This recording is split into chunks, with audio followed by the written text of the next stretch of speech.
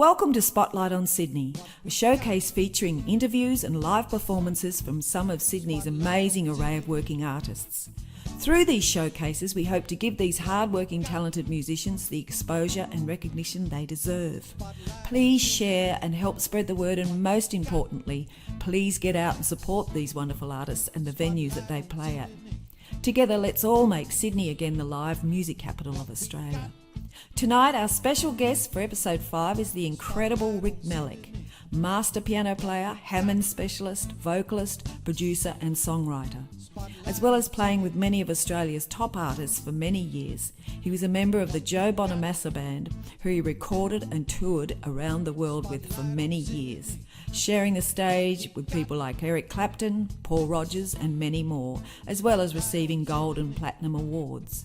Now back in Australia, he plays for touring artists who come over like Chris Kane and is a sought-after session musician. He also does festivals and venues with his own band, the Self-Made Men. What we got? Spotlight on Sydney. What we got? Spotlight on Sydney. Spotlight on Sydney. Rick Melick, welcome to Spotlight on Sydney. Thank you, Liza. Pleasure to be here. Let's go from the start. How did you start playing piano?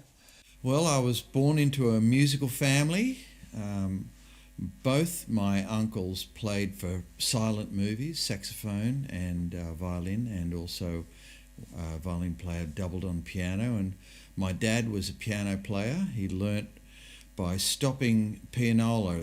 When he was a young man, the Depression hit, and he was pulled out of school, and he was the youngest of the family, and he would learn stride piano from the pianola, and he would stop the pianola and learn chords, and that's how he learnt all his standards, and his brothers, I'm sure, helped him as well. And so there was always music in my house.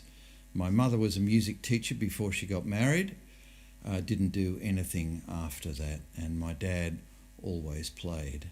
So there was a piano always in our house from a very young age, and I think at maybe 6 or 7, I remember standing at my dad's Steinway Baby Grand, and I think that I had cracked the Da Vinci Code when I found the 1, 4 and 5 chords. A lot of things fell into place, and that's my earliest memory of playing. And were you singing then, or...? I don't recall singing it then. The first time I remember singing out was I was 15 years old, and I did Bring It All Home to Me, the Animals tune, at a church, a fundraising social event. Oh, wow. Yeah, with a band. Great. So I know you play really good stride piano. It must have influenced you a lot. It influenced me a lot. I played with my dad a lot, and he taught me a great deal, and he was very good also in the black keys and the gospel keys, E flat, A flat, B flat. Played really well, and it's not an easy thing to do. It's a big stretch for the left hand to get tenths. If there's any musicians listening, they'll know what a tenth on a piano is. It's a big stretch. So it's 2 above an octave. Yeah. Ouch. Yeah, it is, yeah. Oh, that's great. But it's a great sound when you can get that tenth into your stride playing. Yeah, it's a different sound. Yeah. That's fantastic. And so did you play school bands? There were no bands at my school. It was a massed pipes and drums band at my school, but I was playing. I started playing bass, so I was playing a little bit of bass, a little bit of guitar in the very early days before eventually they started to make Fender Rhodes pianos, and then I started to own those, and we had a very basic Hammond organ in the house in later years, in my teenage years. So in the Sydney scene, how did you find the Sydney scene in the early days? Well, the Sydney scene was vibrant. In fact, all of Australia was vibrant. You mean when I started playing professionally? Yeah, in bands and things. Well, just to go a little bit before that, I was when I was in university, keeping my ass out of Vietnam, because if you were studying, you were exempt from the compulsory call-up from conscription. So I was at university, I did a Bachelor of Arts, and at that time other kids were waiting tables and doing whatever they could to fund themselves through college, and I was in fact playing in bands, and I was playing, there was a club in North Sydney called Newts, and we had a residency there 4 nights a week, $25 a night, so $100 in 1972 and 3 was a lot of money for a student. I lived fairly comfortably on that.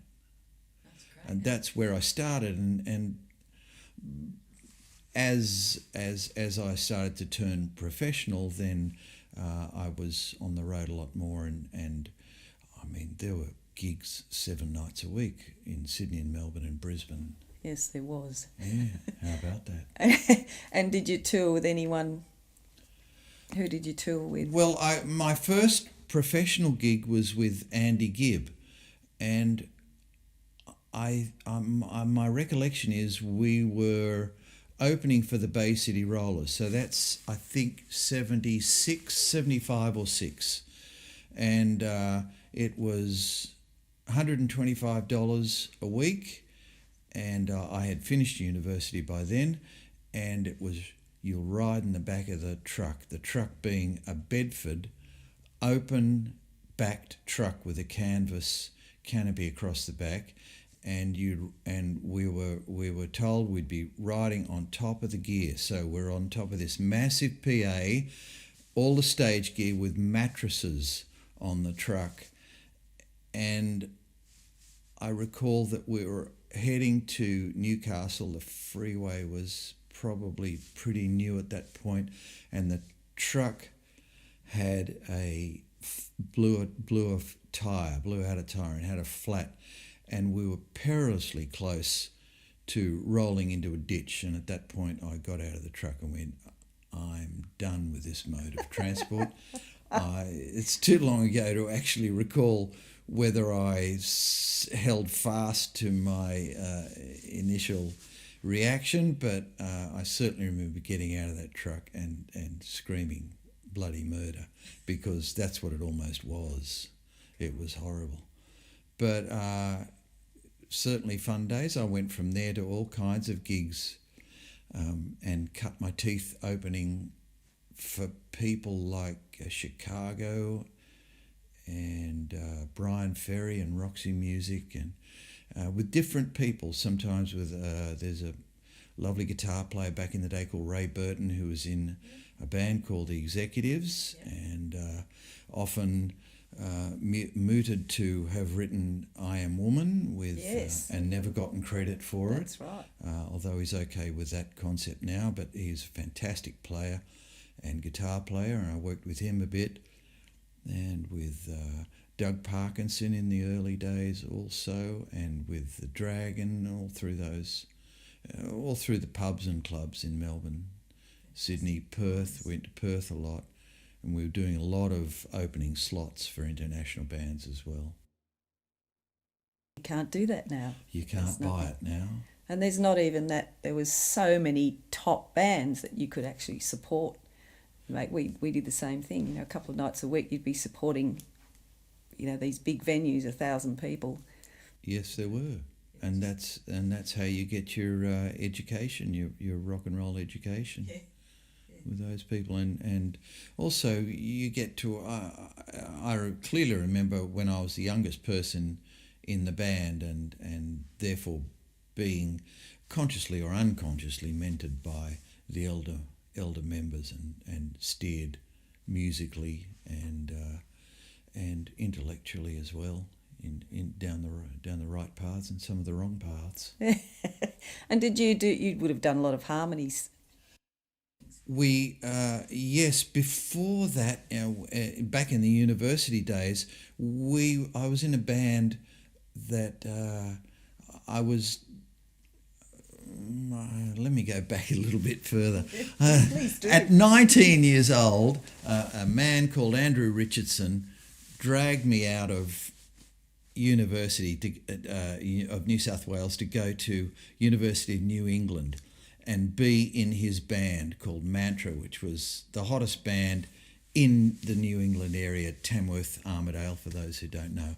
And he dragged me out of there, and this band was dedicated to reproducing the songs they played perfectly, note for note. So I would learn not only the songs, but we were singing harmonies and really, really working at living in a band house together. And I was thought I would be going to University of New England until I found out you couldn't convert from New South Wales to New England. I came back after a year, but that was a valuable year, and that band continued in other forms for a couple of years after that in Sydney as well. So that was a valuable training ground, and that set me up to be able to sing harmonies and play parts and learn parts, and it steered me well. Oh, that's great, because piano helps you anyway with harmony, so you've got that ear already. I guess, but those years were certainly valuable, as they are for young people possessed with music who really want to get to the minutiae of what it's about and be reproducing those great songs of Steely Dan, the Doobie Brothers, and those West Coast bands, Eagles, which is what we were doing. And they're intricate songs, and they're not easy songs, and they're certainly not easy to play well. But my memory of that band was we were a fair reproduction. We used to do a lot of cruises. We used to cruise for 6 weeks every summer, and we'd go to Fiji, and every cruise I would buy 3 times every year. I would buy a Fender Twin and a Fender Rhodes and bring it back and sell them and make a profit. But we were working the system. Those were the days. They were. So we get to, you got asked to join Joe Bonamassa. How did that come about? I did. Well, from 1985 to 1991, I owned a studio downtown called Real Time, and there's a producer that had just moved from South Africa called Kevin Shirley, and he used to come into my studio. He would bring work, we would give him work, excuse me, and we developed a friendship, a working relationship, and a friendship that exists until this day. And he produced Frog Stomp for the Newcastle band. What's their name? The Kids. The Kids. Come on now. Help us here. Help us out. Silverchair. Silverchair. Oh, it comes to me. Silverchair. And he moved to America. That was number one. He moved to America in the, I couldn't say when, maybe in the 90s sometime. And we kept in touch. And he, in fact, at one point got me to audition for a pretty big American band, which I did not get, unfortunately. But we were in touch all those years, and in 2005, he rang me and said, I'm about to produce this young blues kid. I've heard him play. He's a great player, can sing a bit. At this point, he wasn't singing a lot, so he hadn't gotten to where he is now in that regard. But his band won't be recording. I'm calling Jason Bonham, and as in Led Zeppelin, as John Bonham's son, and Carmine Rojas, who played for David Bowie and for Rod Stewart for many years, and I want you to come play keyboards. Are you interested? $500 plus an airfare, come to Las Vegas for 2 weeks. I went, yeah, sure. What have I got to lose? I spent the $500 at the tables and lost it. Oh, you didn't? Absolutely. Had a great 2 weeks, made a good record.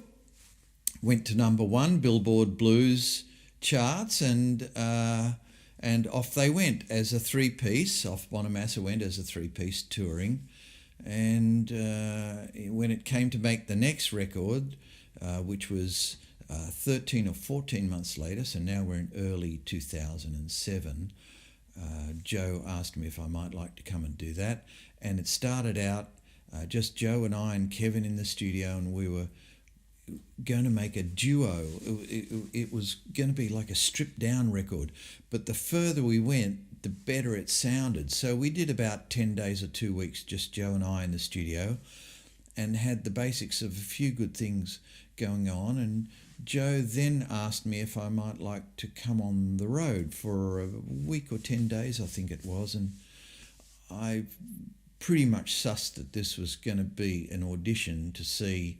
He already knew I could play the stuff, but you know what was my personality on the road, and was I a good hang, and could we hack each other? And so onto the bus I went, and at the end of that week he said, "Would you like to join the band?" I said, "Well, I'll just go back to tidy my stuff up in Australia, and I'll see you in April." And that went till the end of 2013. Yeah, it was very fun period in my life. Oh, yeah, and you got to play with some amazing people. I got to play with some of my idols, many of them.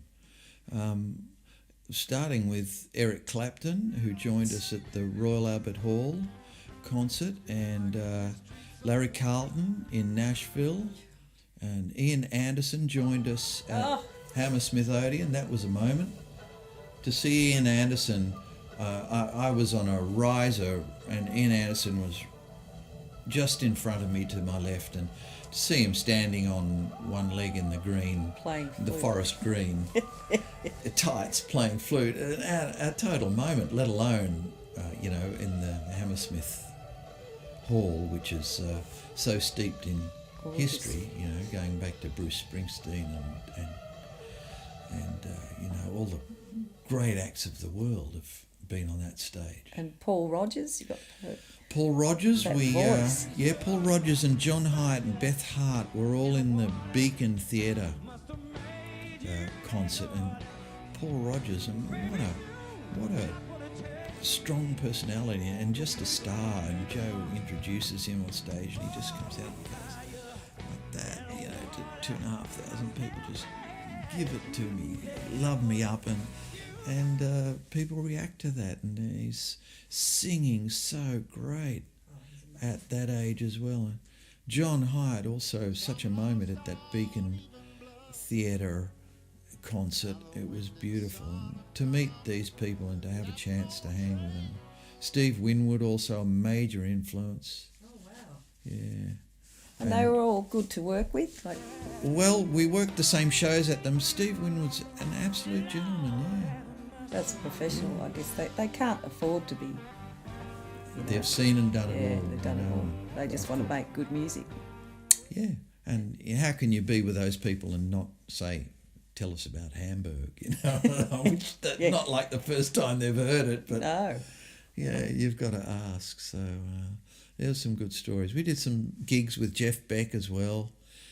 We did the thing about being in a band like that, where you've got one repertoire, which is a luxury for musicians. Most musicians are going to be 2, 3, 4, 5 repertoires in their heads, and trying to remember from one gig to the next what goes on in this repertoire. But to be able to rehearse for 2 or 3 weeks, have one repertoire, get really inside the songs. You might have some 3 or 4 substitutes for the set, but you're playing that set for 6 weeks, 4 or 5, 6 weeks. You really get intimate and inside the music, and you get to a different level with what you want to be and what you want to do and what you are doing musically, because also you're in venues where people are there to listen. They're not there to watch the football or to drink or play the pokies. Yeah, well, that was my next question. Lifts you to another level, did it?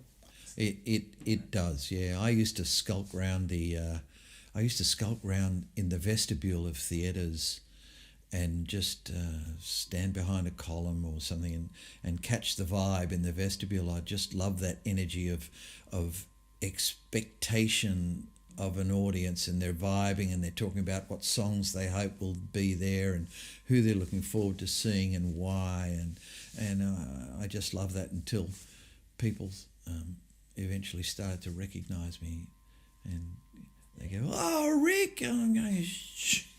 I've skulked backstage again, but that was a pretty fun thing to do. I like that energy. So I guess too, you'd have to find every night, you'd have to find something in you to make these songs not different, but just to find something every night, even though the excitement and new audience and the musicians, it'd be that finding something different. Well, the first thing you have to find is to play everything the best you can without a mistake, because there's people recording stuff all over the joints and people are really listening. And yes, you have to dig deep and find different ways to play things. That's for certain. But I think the whole experience made me a more considerate and respectful musician, because you're playing music for the best possible reason. And at those shows, people laughed and cried and hugged each other, and there were marriage proposals and all kinds of stuff go on. So people, you can see people are moved, and that's why we play music. Yeah, is to move people. Yeah, not to just be the entertainment in the corner. That's correct. So, how did you feel when you got back to Australia? Because that must have been, I mean, it probably. Well, we were working for we were on the road for about 9 months every year, and you could say there was probably about another 4 or 5 weeks, 6 weeks of breaks in between. 6-week runs, you'd have maybe 10 days, 2 weeks off, and then every Christmas we'd have off, and and we'd make a record at some point as well every year. So it was full on, and to go from that to full stop sitting in the Northern Beaches in Sydney was not an easy thing to do. It took me a while to come to grips with, but eventually I saw the benefits of slowing down. It's not a bad thing. And I have to say that running at that pace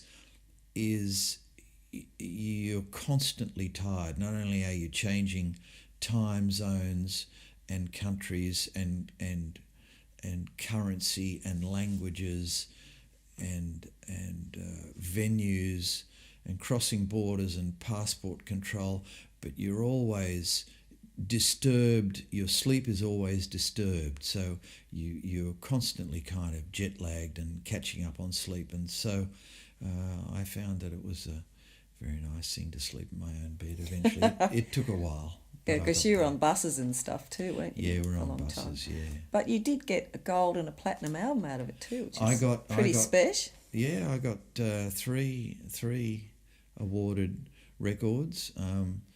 There probably should be more because they're all number ones. The 8 records and 2 DVDs I did with Joe were all number ones and sold very well and continue to sell. But they are their own record companies, so it's up to them whether they wish to dole out those awards or not. But I'm thrilled to have played on that body of work. Oh, yeah. So did you feel sort of let down a bit when you came back, like this, because the Sydney scene came back right when it was starting to really suffer?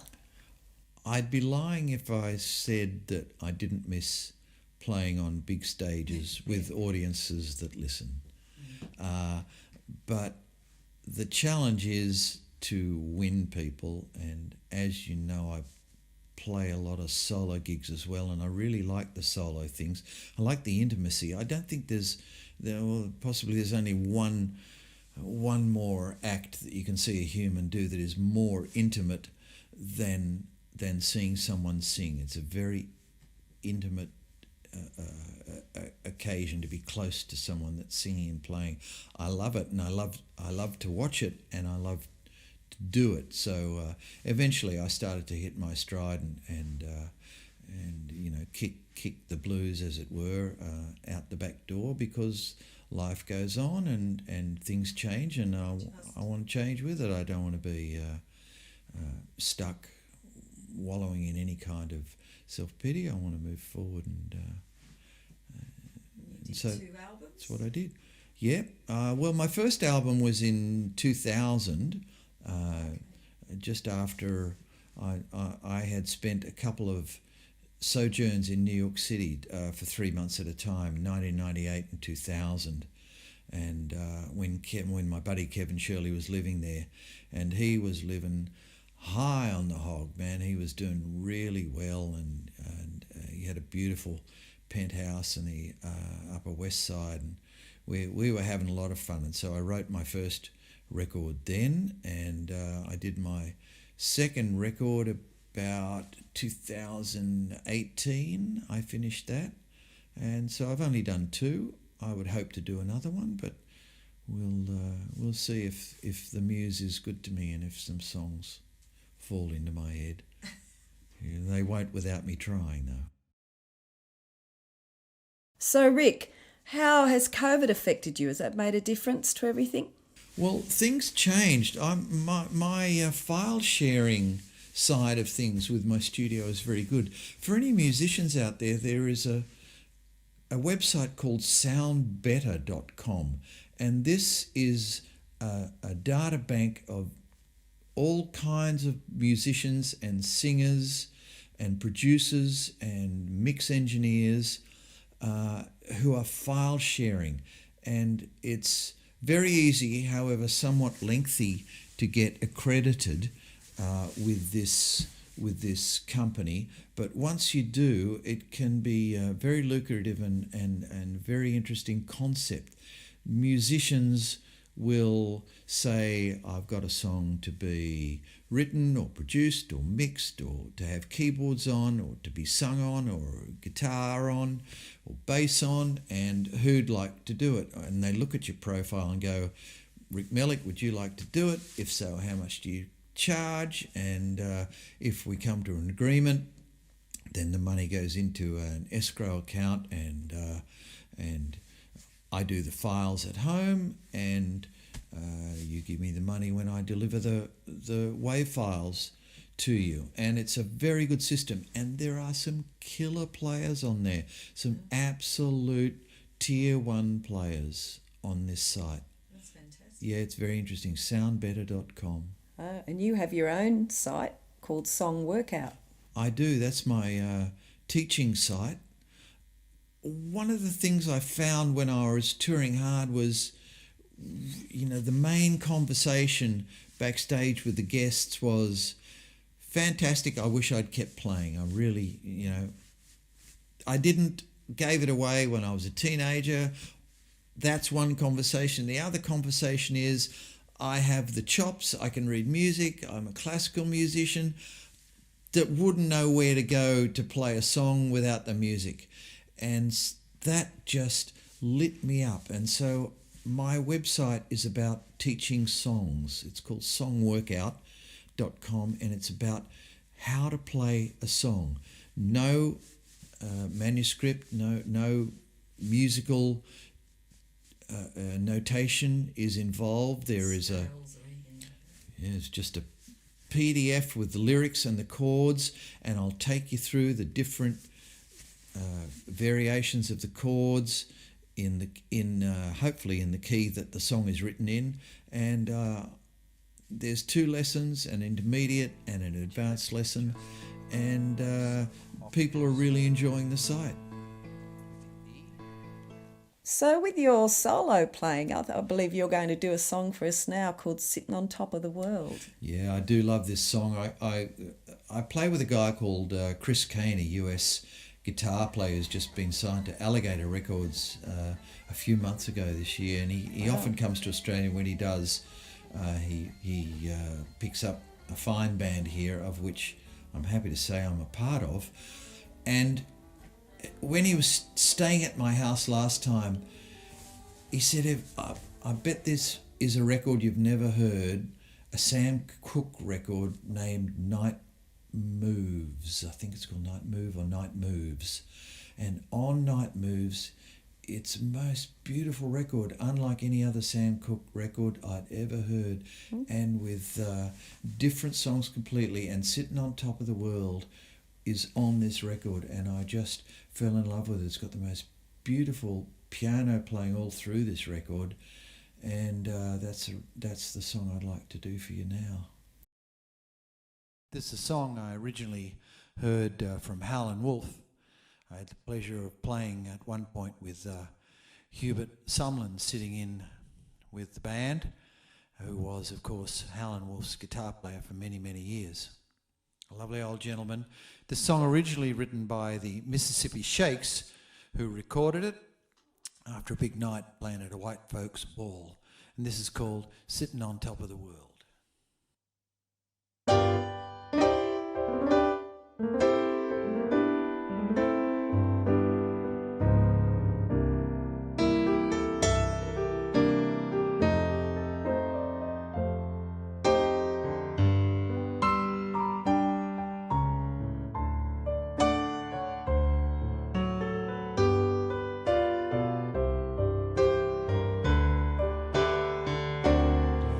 Summer day, she ran away.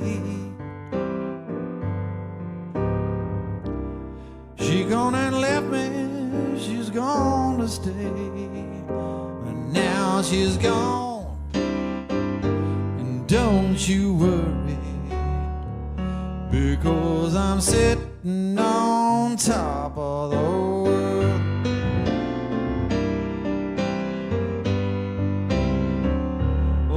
Summer long I worked on a farm, had to take my Christmas in my overalls. Now she's gone, and don't you worry, because I'm sitting on top of the world.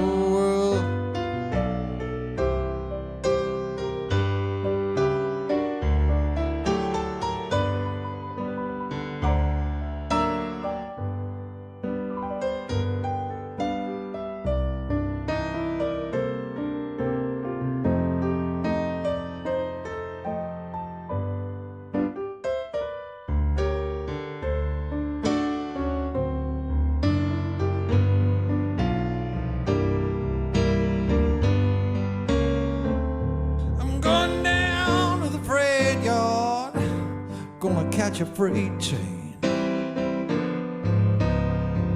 I'm gonna leave this town, work got too hard.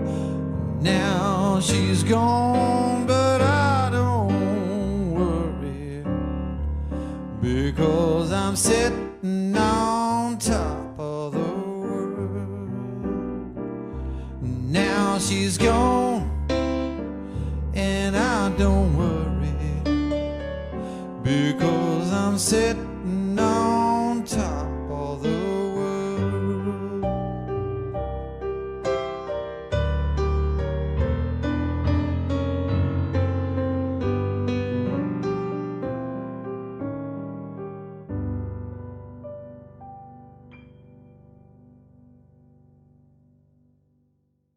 Wow, thank you, Rick. Rick Melick, Sitting on Top of the World. That was amazing.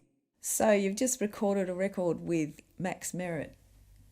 Well, I did the keyboards on the record for dear Max, who was talking to his producer in LA, and Max was fearful that he would never get to release another record. He had been unwell for many years, and he knew his time was coming.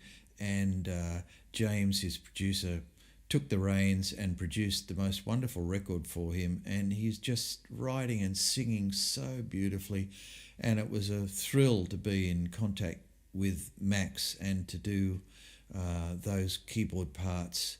Again, you know, it's the wonders of file sharing. I was in my studio. I have a beautiful Hammond B3 and Leslie and other keyboard rigs as well, and so I did all the piano and organ in my studio for Max, and it was all very graciously received at the other end and flown into the tracks, and it was a great honour to be on Max's last record.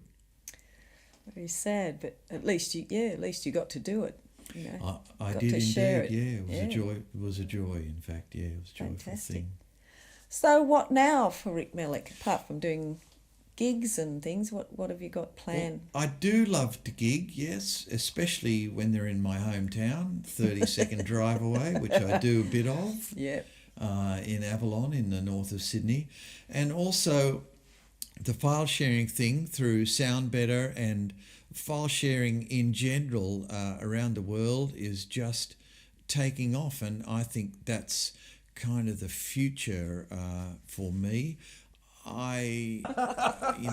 Lugging gear isn't getting any easier or any lighter, and I'm very happy in my studio minding my own business with no one looking over my shoulder. I can take a day to craft a keyboard part that I think is suitable, and if I may be immodest for just a moment, nothing I've done has come back with any production notes to fix, so I'm absolutely I've got so much gratitude for that situation. I'm so humbled by the fact that people enjoy what I'm doing and they think that I'm making the right decisions for their music, and I really enjoy taking that time to craft those parts, because once they're there forever. Well, the sort of upbringing you had has weighed into all that, hasn't it? Doing all the work with the harmonies and the songs that you had to do and the touring and everything is the makings of a great session musician, you know. That was certainly the foundation, of where I am. That laid the foundation of where I am now. Which kids of today aren't getting that so much. Well, one would think not. Certainly they don't have the places to play that I was lucky enough to have in the 70s and 80s and 90s too, for that matter. An illustrious career. Oh, thank you very much. And let's hope you're doing another record soon. I'll CD, give it a go. Album, whatever they want to call it these days. I'll give you a call and we'll find out. So all the best, and thanks for being here, Rick. Thanks for the invitation, Liza. It's a pleasure playing for you. Thank you. Cheers. Bye. Bye? Bye. Bye? Where are you going? Bye. Sorry, did you want me to do that again? No, you kidding? That's an outtake. Cut out. That's a classic. So, you've got the band here with you today, your band, the Self-Made Men. I do. And who's in the band? Wonderful Paul Berton on guitar, plays with many people, does the Beatles shows at the with Opera House. Shorrock and various others at the Opera House, and plays with other people. Leo Sayer he plays with a little bit. Gaia. He plays with Renee. I have Lloyd G playing drums, who plays in the Pretty Things, and also he does his own show. He's a singer and a band leader in his own right. And I have Mick Malouf playing bass, who we go back a long way, and in fact sometimes play together in your band as well. So we cross-pollinate in a few areas. A little four-piece, light on its feet, easy to turn around on a dime. Yeah, fantastic band. And you'll be playing a couple of songs off your last album. I'll be playing 3 songs off that record. When Your Room Is Ready, which is the title track, and probably the most dense of the 3 songs. And the other 2, Someday Baby and Wild About You, is I wanted to write simple songs for this record, so I concentrated for a good part of the record on writing things that didn't have a lot of changes. So these are just, you'll find the blues changes, some are a minor key, some are a major key, but you'll find that they're simple songs in the blues and roots tradition, although they've given I'd like to think that they have a 21st century bent to them. Well, When Your Room Is Ready has got, dare I call it a rap? A blues rap? If you'd have told me 20 years ago that I'd be blues rapping, I would have called you nuts, but there you go. It's a great song. It really is unique, but this is what I think about. Your playing and your whole approach is quite unique. Thank you very much. I would like to think so. I don't have too many original ideas. Oh, you have. You just don't know about them yet. Not a bad copier, though. No, it's a different style of playing than not a lot of people can do, and that a lot of that stride stuff that you do is, there's not much of it around anymore. Thank you. Yeah, no, there isn't much. Yeah, I did some of that on one of Joe's records as well. Yeah, you probably loved it. Yeah. It featured I can't remember what the tune is, but it featured at the end of the record. Yeah. Great. Well, thank you so much for coming on and sharing all these fantastic experiences with it. It's been great. Thank you, Liza. It's been a pleasure. And all the best with everything. Let's fire up the band. Let's fire up the band. Rick Melick and the Self-Made Men.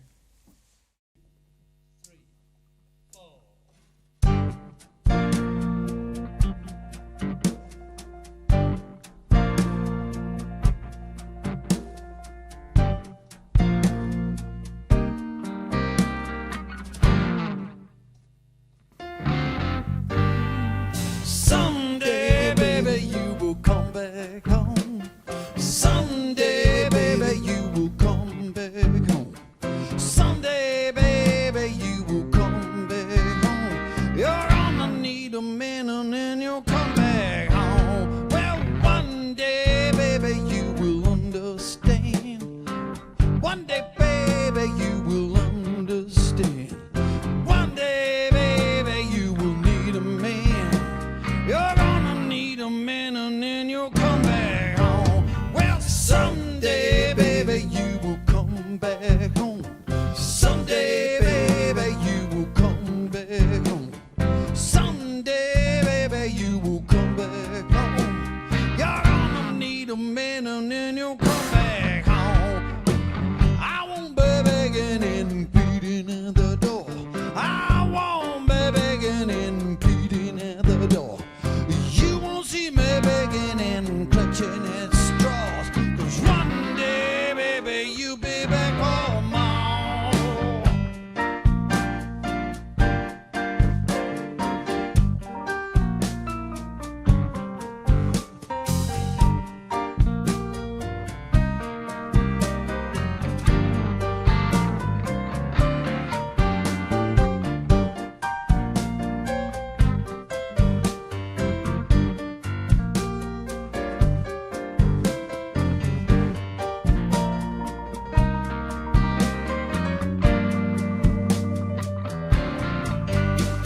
I drive out to the station if you really wanna leave. I drive you to the station if you really wanna leave. I drive you to the station and I'll carry your bag. Right now you're looking good, but you'll be back in rag. 'Cause someday, baby, you will come back home. Someday, baby, you will come back home. Someday, baby, you will come back home. You're gonna need a man and then you'll come back home.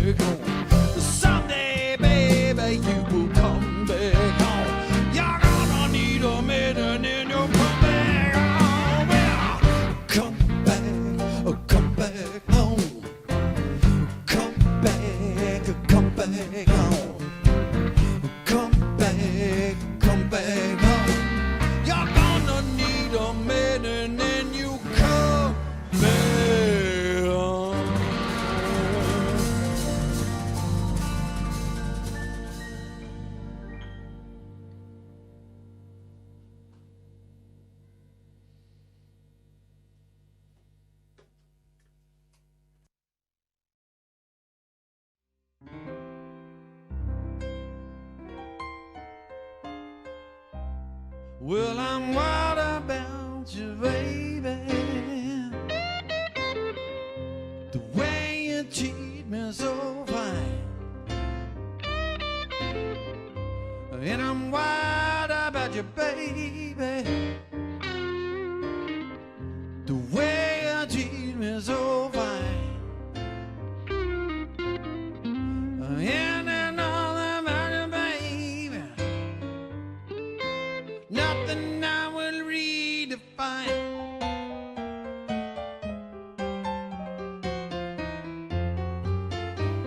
I'm wild about you, baby.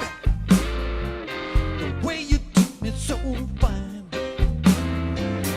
I'm wild about you, baby.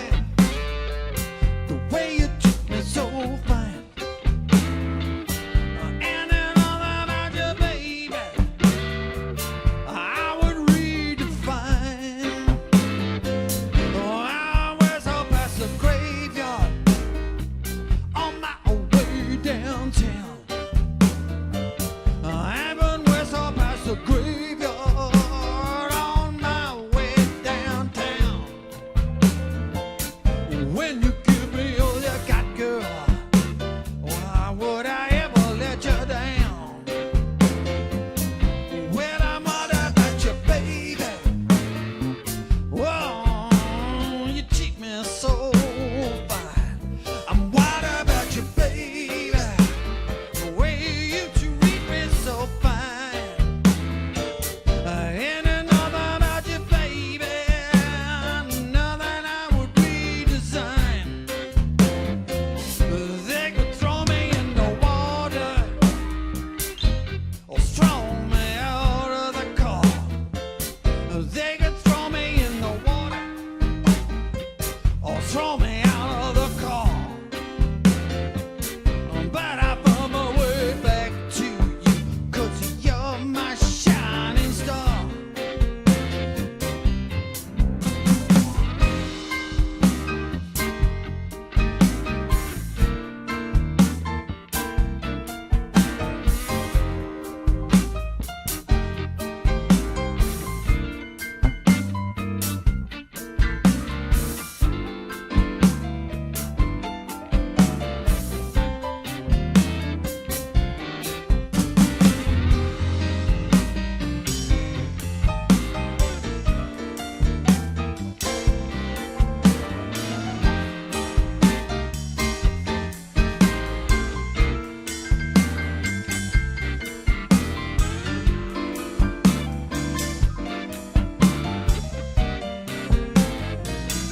You feed me when I'm hungry. You love me up when I'm clean. You feed me when I'm hungry. You love me up when I'm clean. Mama like you, girl, while you're falling through between. When I'm all about you, baby. The way you treat me so fine. I'm mad about you, baby. The way you treat me so fine.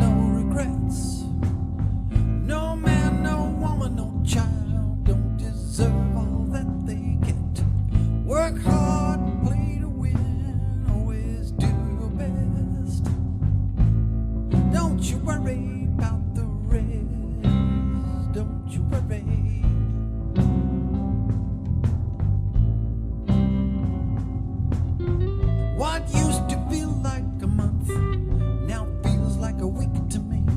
Time is moving faster now, and I can't plug the leak, you see. No point trying to find an answer that's not there.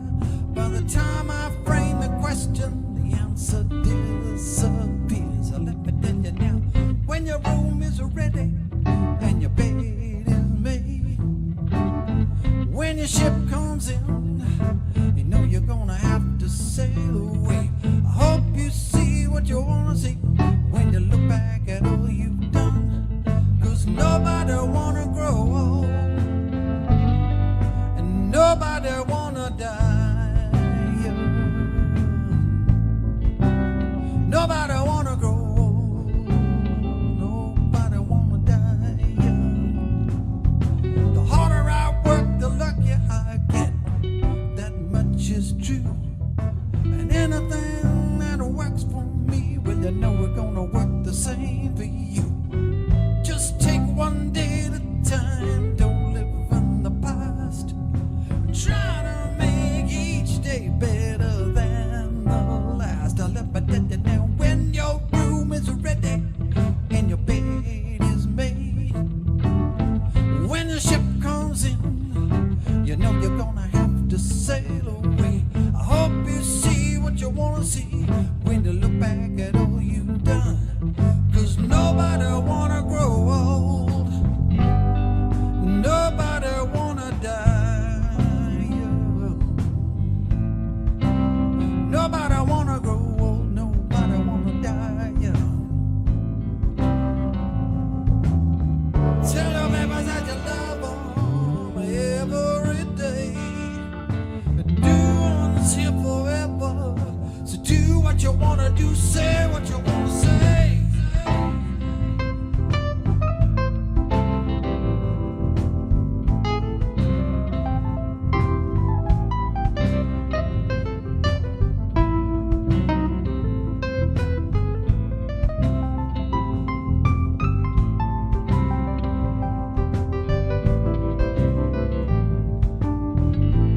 Take a look back at the clear blue sky, at the wonder of your laughter and the joy and the tears you cry. All the people that love you and some that don't, and all the people that forgive you, some that won't, some that won't. When your room is ready and your bed is made, when the ship comes in, you know you're gonna have to sail away. I hope you see what you wanna see when you look back at all you've done. 'Cause nobody wanna grow old, nobody wanna die young. Nobody wanna grow old, nobody wanna die young. Ashes to ashes and dust to dust, and not a person on the planet ever wanna go rusty. You take care of your body and you take care of your mind, you're gonna be good and getting better all of the time. 'Cause life ain't what it is and it is what it ain't. Maybe all you need is a new coat of paint. 'Cause you are unique and you are what you are, and you know what you know. So give it all you got and go as far as you can go. And you'll find that as you accelerate, start to pick up speed, the universe is gonna satisfy your every need. And you can have all the cars, have all the cash, you can have all the clothes, but it don't mean a thing as far as anybody knows. You can have a big house, have a big bed, but one day you're still gonna wake up dead. So you better live hard, you better love deep, 'cause that's the only thing that you get to keep. And as you pass over the great divide, show the ferryman that you got nothing to hide. So whatever way you cut it, you better